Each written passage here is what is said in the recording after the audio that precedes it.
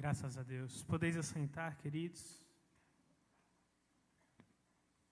Convido os irmãos a abrir lá no texto de Daniel, capítulo 6.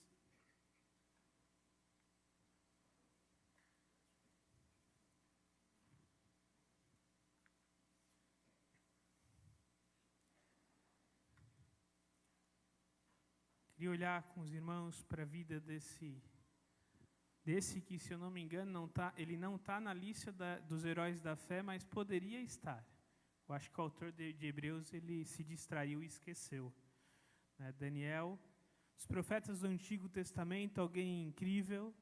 E aqui no capítulo 6, a história já bem conhecida, que se não lemos, já assistimos a algum desenho da Bíblia, quem tem filhos, que é Daniel na cova dos leões. Eu quero ler do verso 1 até o 28. Daniel capítulo 6, de 1 a 28, diz assim: Dario achou por bem nomear 120 sátrapas para governarem todo o reino. E colocou 3 supervisores, sobre eles um dos quais era Daniel. Os sátrapas tinham que prestar contas a eles, para que o rei não sofresse nenhuma perda. Ora, Daniel se destacou tanto entre os supervisores e os sátrapas por suas grandes qualidades, que o rei planejava colocá-lo à frente do governo de todo o império. Diante disso, os supervisores e os sátrapas procuraram motivos para acusar Daniel em sua administração governamental, mas nada conseguiram. Não puderam achar nele falta alguma, pois ele era fiel, não era desonesto e nem negligente. Finalmente, esses homens disseram: jamais encontraremos algum motivo para acusar esse Daniel, a menos que seja algo relacionado com a lei do Deus dele. E assim, supervisores e sátrapas, de comum acordo, foram falar com o rei Dário, vive para sempre. Todos os supervisores reais, os prefeitos, os sátrapas, os conselheiros e os governadores concordaram em que o rei deve emitir um decreto ordenando que todo aquele que orar a qualquer deus ou qualquer homem nos próximos 30 dias, exceto a ti, ó rei, seja atirado na cova dos leões. Agora, ó rei, emite o decreto, assina-o, para que não seja alterado conforme a lei dos medos e dos persas, e que não pode ser revogada. E o rei Dário assinou o decreto. Por enquanto, até aqui, nós, começando a ler, quem sabe você já sabe o final da história, você já sabe que Daniel vai continuar orando a Deus e que ele orava 3 vezes ao dia. Você já sabe que Daniel vai ser lançado na cova dos leões e não vai ser devorado. E que aqueles que planejaram e intentaram contra Daniel vão ser lançados na cova dos leões. Quando olhamos para essa história, quem sabe na nossa mente ainda está um Daniel jovem. Eu gosto muito desses desenhos da Bíblia, mas eu confesso que não muito de Daniel. Porque a gente olha para Daniel na cova, a gente olha para um Daniel com 17, 18 anos, e aqui nem era mais Nabucodonosor o rei. Era um rei sírio que dominou sobre a Babilônia. Provavelmente 20 ou 25 anos depois do exilamento de Israel. Aqui já era um Daniel mais experiente.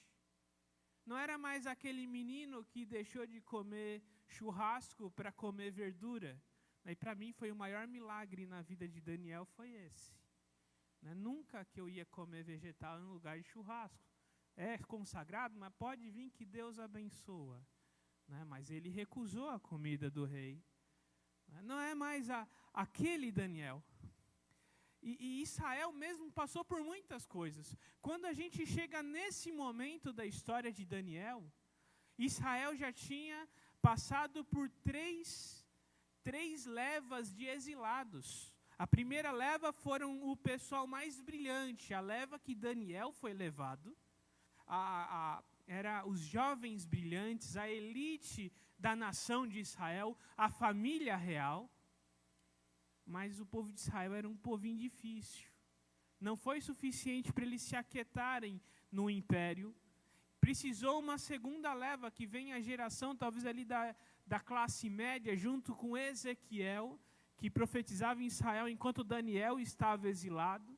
Ainda assim não foi suficiente. Veio uma terceira leva, que é quando o povo de Israel foge ao Egito, e Jeremias pede para não voltarem ao Egito. E Jeremias clama, e nessa última terra é totalmente devastada. Sobra, quem sabe, só velhos, pessoas miseráveis. É quando Jeremias escreve Lamentações de Jeremias. Daniel já viu tudo isso lá da Babilônia. Se a gente olhar ainda para o contexto, naquele tempo, uma guerra entre nações era guerra entre deuses. E o Deus de Daniel havia perdido, supostamente. Quantas razões para a fé de Daniel se abalar. Ainda assim, quando a gente olha e vê coisa bonita, né? Daniel virava para Jerusalém e virava para o templo 3 vezes ao dia. Para um templo destruído. Aqui o templo já tinha sido saqueado. Lembra do filho de Nabucodonosor? Já tinha tirado os utensílios do templo e destruído completamente o templo. Isso há anos atrás. Ainda assim, o relacionamento de Daniel com Deus se manteve firme. Não era aquele relacionamento passageiro de empolgação. Era o relacionamento de uma vida inteira. Aqui Daniel já vivenciava a sua maturidade na espiritualidade. Uma maturidade. Mas o que manteve essa fé tão firme, essa fé tão forte por tanto tempo? E uma fé que gerava preocupação. Ele começava a ficar preocupado. Ele tinha visões do período da desolação. Daniel, talvez o profeta que mais fala dos últimos dias. E ele diz, olha, a terra está desolada, vai vir o iníquo e nós estamos exilados. Ele jejua por 40 dias e 40 noites até ter a resposta de Deus. Esse é o Daniel que está aqui nessa história. É um Daniel jamais maduro. É um Daniel com uma espiritualidade firme. É um Daniel que tinha sucesso na sua vida profissional, secular, né, como um político.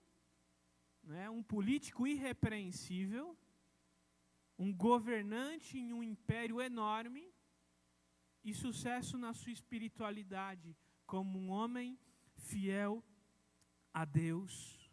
E o que essa história nos ajuda a enfrentar os nossos desafios? Porque se tem alguém que tem tudo para ter a sua fé desanimada, a sua espiritualidade quebrada, era Daniel. Mesmo assim, ele se mantém forte diante de Deus em meio às adversidades. O primeiro destaque na vida de Daniel está no versículo 10. Quando Daniel soube que o decreto tinha sido publicado, foi para casa, para o seu quarto no andar de cima, onde as janelas davam para Jerusalém, e ali o fez o que costumava fazer 3 vezes por dia. Ele se ajoelhava e orava, agradecendo ao seu Deus. Então, quando vem um decreto para não ora para ninguém, o que Daniel faz? Ele vai orar. Ele vai orar. A vida devocional de Daniel, o que nós chamamos hoje de disciplinas espirituais, eram a sua maior prioridade. E ele era um camarada ocupado e orava 3 vezes ao dia. Quantas vezes nós temos dificuldade de orar por 10 minutos? Mas Daniel tinha a sua espiritualidade firme, o seu compromisso com Deus. E mais, o que ele lembrava da Escritura provavelmente era o que ele aprendeu quando criança, porque um exilado, quem sabe ele não tinha o Kindle, com a Bíblia ali no tablet. Não, ele Se ele fosse levar a Bíblia, ia ser quantos rolos? Ele não levou toda essa bagagem para o exílio. O que ele tinha da Escritura, provavelmente um jovem, quando se tornava adulto, ele já tinha na memória a Torá, os 5 primeiros livros da Escritura. Então aquilo já estava na mente dele.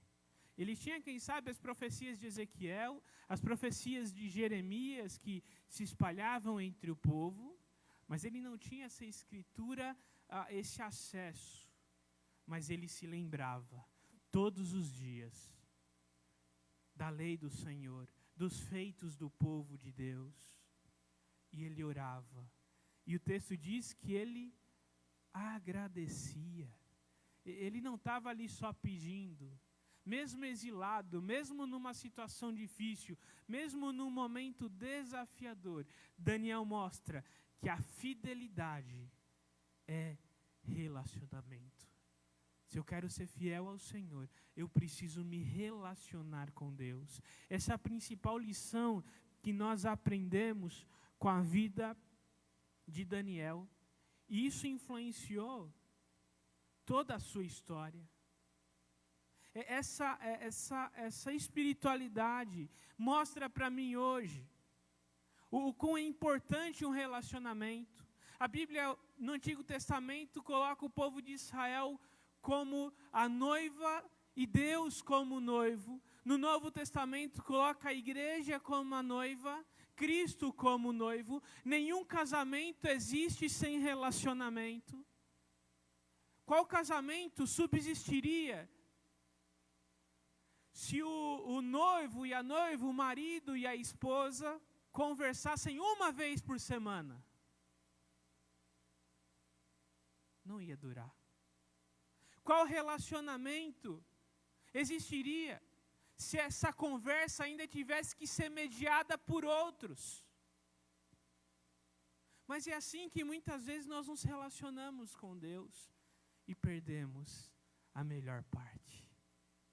Quantas vezes nós estamos preocupados com os nossos afazeres, a semelhança de Marta, quando Jesus a visita, e ainda quer pegar Maria e falar assim, vem me ajudar aqui, quando Jesus está falando, olha, vem. Porque tem a ver com relacionamento. E nós perdemos o privilégio que Cristo Jesus conquistou para nós na cruz do Calvário, que é do véu rasgado. Mas nós estamos preocupados com tantas outras coisas que não temos tempo para nos relacionar com Deus. Eu preciso ter um horário fixo. Eu preciso ter regularidade, eu preciso ter disciplina. Isso precisa estar no meu dia a dia, senão eu não vou fazer. Eu preciso olhar para a minha rotina. Eu preciso me conhecer. Eu achei engraçado em casa, por exemplo, chega de manhã, minha esposa levanta um horário, eu levanto 30 minutos depois, para quando a gente levantar, a gente está no mesmo sintonia. Porque ela leva ali um tempinho ainda para iniciar, e eu já acordo animado. Então, se eu acordo animado e ela iniciando, dá conflito. Então, eu dou um tempo. É porque a gente se conhece. Aqueles, não, eu vou ler a Bíblia à noite. Aí começa a ler a Bíblia, assim, quanto tempo você lê a Bíblia? Pelo menos 8 horas, pastor. Começa a ler às 10, termina às 6 da manhã. Na hora que eu acordo, eu dou aquela revisada, está resolvido. Aqueles que se lê de manhã também não rende nada. Então você precisa olhar na sua agenda, olhar no seu horário. Mas eu não tenho tempo, eu trabalho, eu estudo, eu gasto 1h30 indo para o trabalho no trem. Põe fone de ouvido, Bíblia em áudio. Se é uma prioridade para mim e para você, nós vamos achar um tempo. Né? Nós vamos achar um momento. Como Daniel, isso sustentava todo o seu dia. Nada deve atrapalhar esse momento, eu preciso encontrar esse momento no meu dia. Isso é essencial para eu lidar com as batalhas do dia a dia. Daniel foi fiel a Deus num momento, talvez um dos momentos mais difíceis de toda a nação de Israel. Por quê? Porque ele se relacionava com o Senhor. Ele tinha relacionamento. E a fidelidade de Daniel era refletida no seu caráter. Olha o versículo 4. Diante disso, supervisores, os sátrapas, procuraram motivos para acusar Daniel em sua administração governamental, mas nada conseguiram. Não puderam achar nele falta alguma, pois ele era fiel, não era desonesto nem negligente. Imagina o político que você não consegue nem sequer manipular para prejudicá-lo. A gente está em época de eleição, o político não pode nem tropeçar, que alguém já consegue inverter isso para atacar. Mas Daniel tinha uma vida tão limpa, tão pura, que os caras falam assim, nem isso eu consigo fazer. Como a gente vai fazer? Vamos usar o relacionamento dele com Deus contra ele. Vamos usar essa fidelidade que ele tem diante do Senhor contra ele.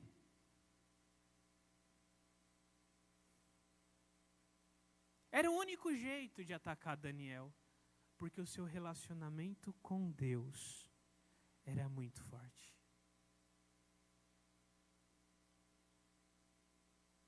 Interessante quando a gente olha, né?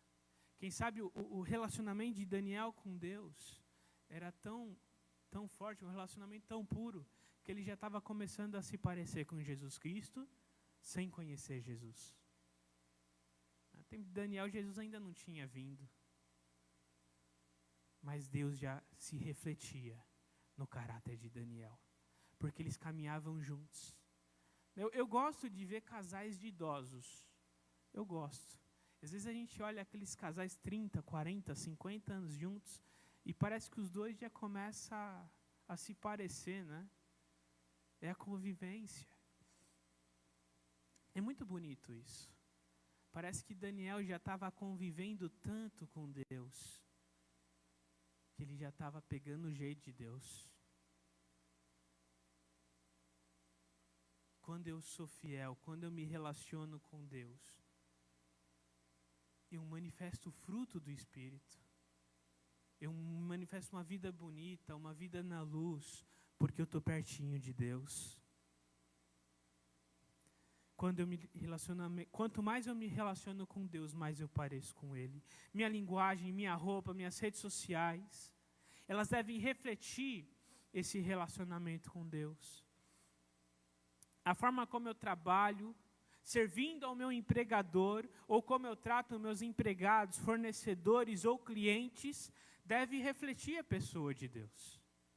Quando o meu empregador olha para mim, ele fala assim, olha, esse cara parece com Jesus. Ou será que ele vai olhar para mim e falar assim, olha, ele parece com Jesus mesmo. Jesus falou que ia chegar, mas está atrasado. E ele nunca chega na hora. Olha, esse camarada, ele está no lugar, os colegas de trabalho falam assim, lá vem. Não, aonde quer que eu atue, aonde quer que eu ande, aonde quer que eu caminhe, eu reflito a pessoa e a obra de Cristo Jesus em mim. Os planos de Deus não mudaram por causa da oposição. Olha o versículo 22. O rei muito se alegrou e ordenou que tirassem Daniel da cova. Quando tiraram da cova, viram que não havia nele nenhum ferimento, pois ele tinha confiado em Deus.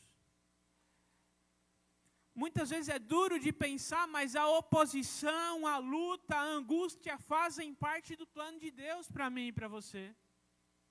Deus tinha para Daniel esse momento para nos ensinar hoje, mais de 3.000 anos depois.